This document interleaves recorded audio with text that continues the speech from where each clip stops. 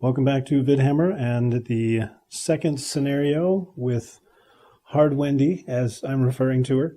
I did get to expend some experience after the first campaign.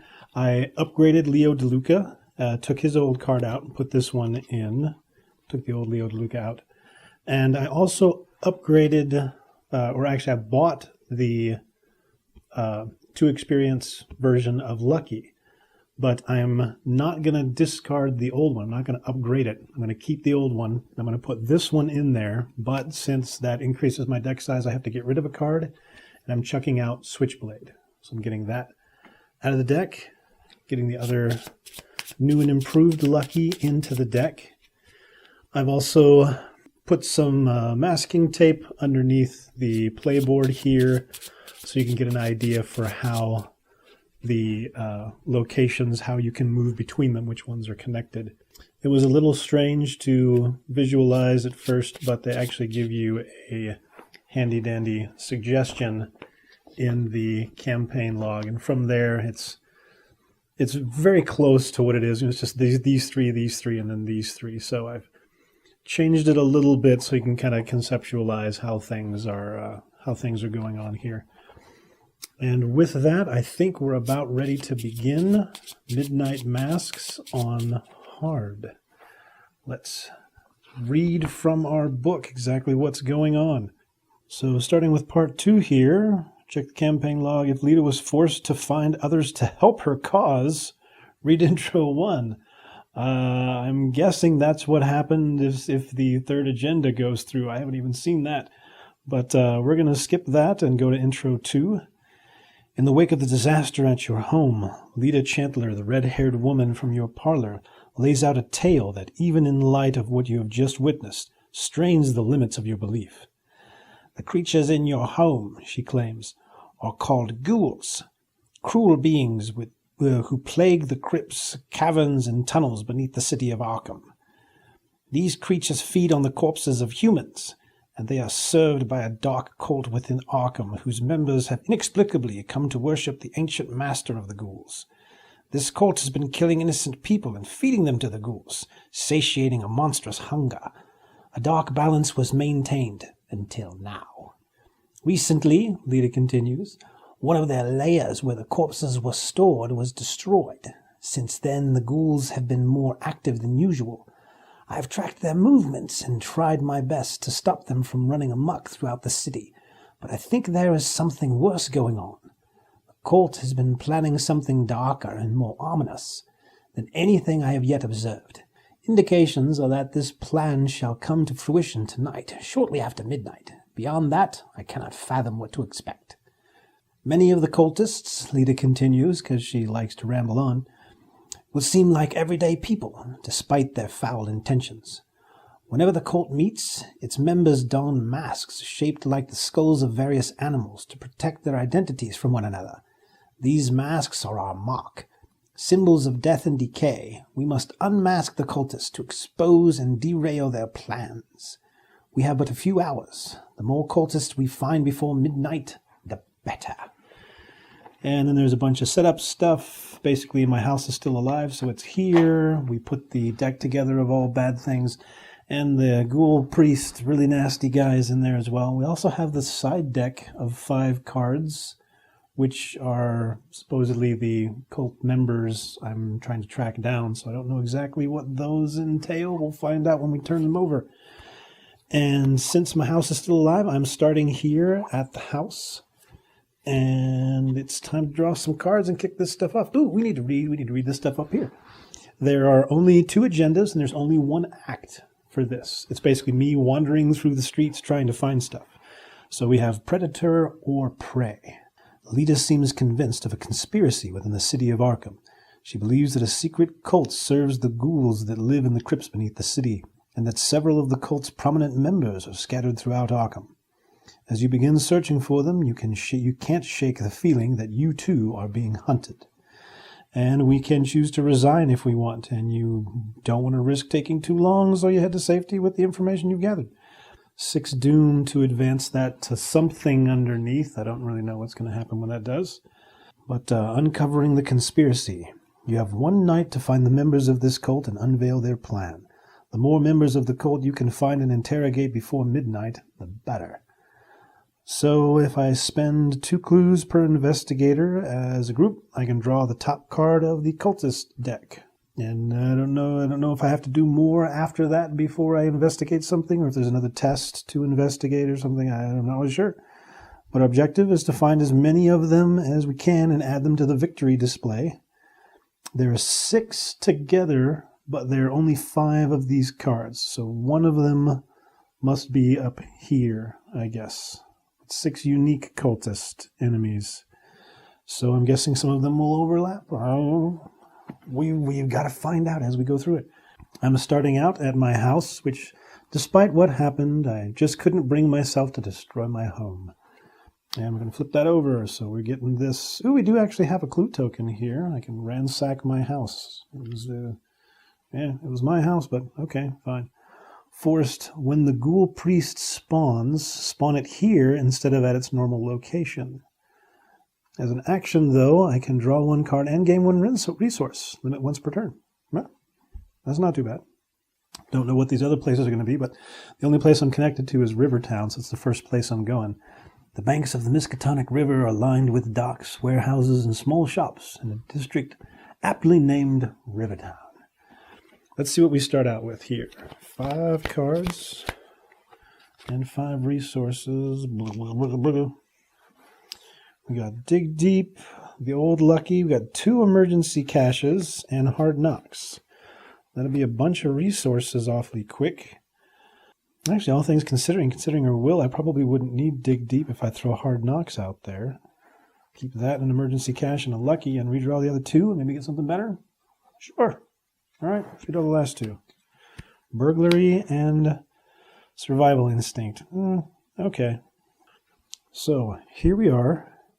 First thing, let's go ahead and use this action to draw 1 card and gain 1 resource.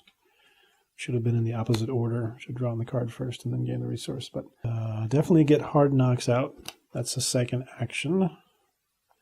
Why don't we investigate the house instead? So if something bad happens, we can leave it next turn. Let's investigate, which would be 3 versus 2, but I'm going to put scavenging toward that as well. So we've got 4 versus 2. Now that I've left the house and it's rampaged with freaking ghouls, I'm going to go back and be like, yeah, I just wanted to look around a little bit more and scavenge my own house and find a clue. As it turns out, there was some stuff going on there that I didn't quite realize just yet. With the -2, we passed and succeeded. That is my 3rd action, and we will be done with that. So, no enemy phase. Bottom of the turn, I'm going to get myself a card, a stray cat. Got me an ally at least, and another resource. Up to the top, I'm going to throw a lovely Doom on there. Can't wait to see what's going to happen when that triggers. But we also have Hunting Shadow. Yeah, these are like all new cards here. It's a curse, a peril. Revelation, you must either choose one. Spend 1 clue or take 2 damage. 2 damage. Man. I just got that clue. Now I got to spend it or take 2. I don't think I can take 2 damage right now, man. All right, fine. I'll spend a clue token. A shadowy figure follows you in the rain. What? It's raining? Damn. Doesn't look like it's raining. My house is doing pretty okay, even though it's got some weird blue funky stuff on it. It looks like the patio is, I don't know, covered in blood or something. Yeah. When you look at it, your head pounds in agony and your vision blurs. It's a hunting shadow. Only the rain hits him. You can't see him, you just see where the rain goes around him. That's a nice effect. That's horse crap. That guy's figment of your imagination, babe. Anyway, it's over to my turn. Before moving out, I think I'm going to go ahead and trigger this once because I probably won't be coming back here. Let's go ahead and trigger and gain a card. Wendy's Amulet. Nice. And a resource, both. Second action, we're going to move up into Rivertown, where there's something unsettling about the water of the Miskatonic River tonight. It ripples and bubbles as though something is moving beneath the surface. And we're not just talking about the sewage that drains into the river. There's other things. It's got one clue token. It only has a shroud of 1, though, so it's not so bad. We could probably search that for our third action. Why don't we? Because we are at 3 versus 1. We're up by 2. Okay, nothing bad happened. Here we go. 0. Ching. We will take that clue. And maybe we'll be able to hold on to it this time. Who knows? End of my phase, enemy phase, everything is going okay. I'm liking that we do have hard knocks out already. That's kind of nice. Maybe we can bring the stray cat out next turn. Who knows? We'll see what's going on. End of my turn, drawing a card. Ooh, we got the upgraded lucky. Oh, we have regular lucky and upgrade lucky in our hand. That's just awesome. And get a resource. Back up to the top, throwing another doom down, and let's find out another one of these great cards. Ooh, we got ourselves an Acolyte. Spawn an empty location. Forced after Acolyte enters play, place 1 doom on it. Oh, what a bastard. It was only a small sacrifice. He gets a doom on him. If I kill him, does that doom go away? Or does that doom go up there towards that? I assume it goes up there.